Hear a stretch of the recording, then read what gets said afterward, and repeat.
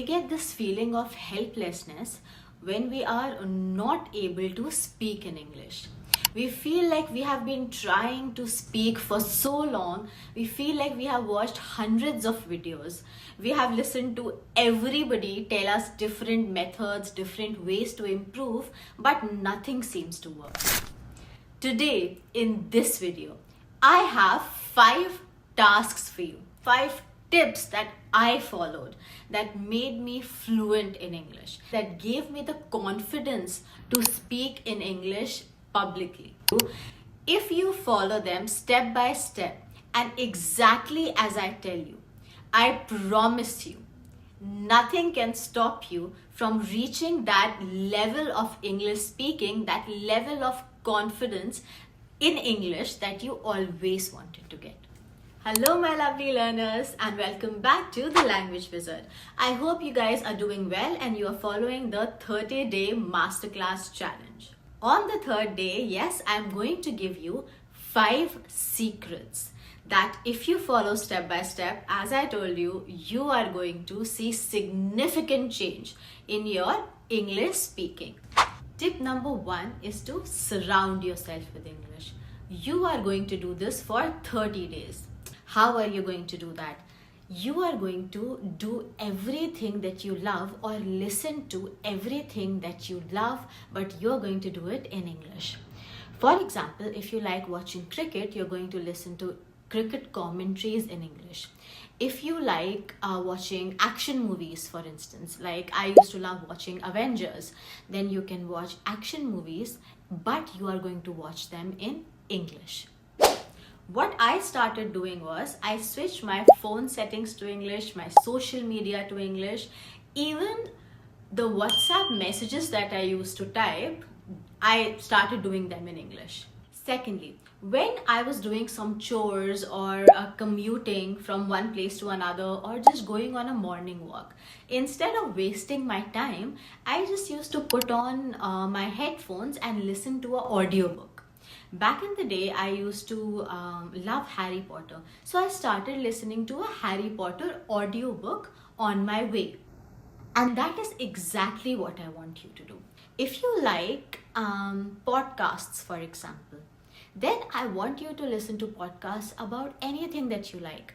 It can be fitness, it can be confidence, but listen to them in English. That is very important.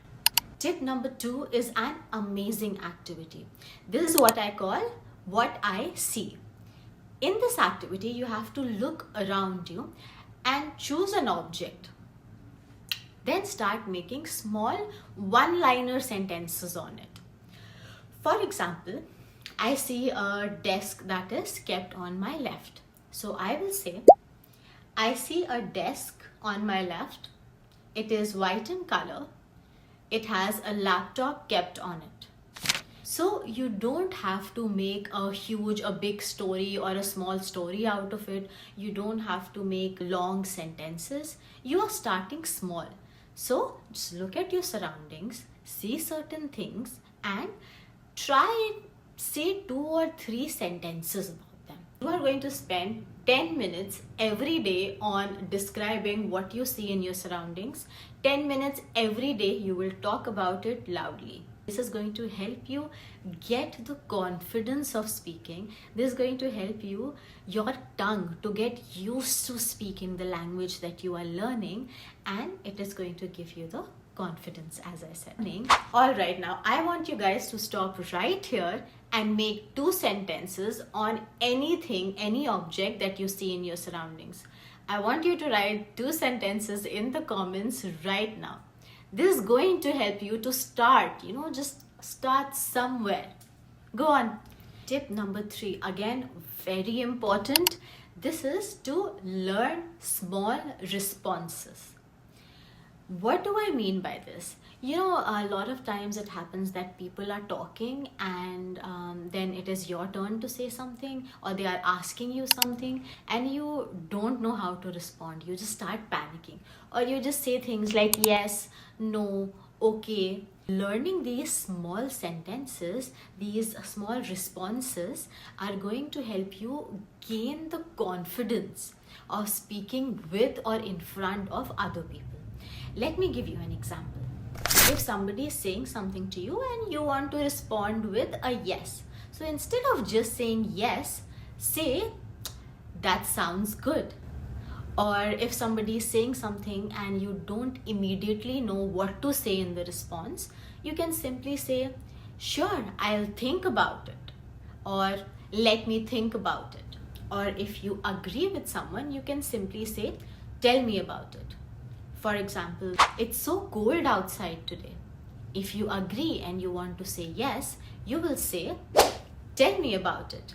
I want you to learn 3 responses every day. For these 30 days, 3 responses you're going to learn every day, and you're going to write it down in your notebook. Memorizing these small sentences are going to build your confidence as well as your English vocabulary.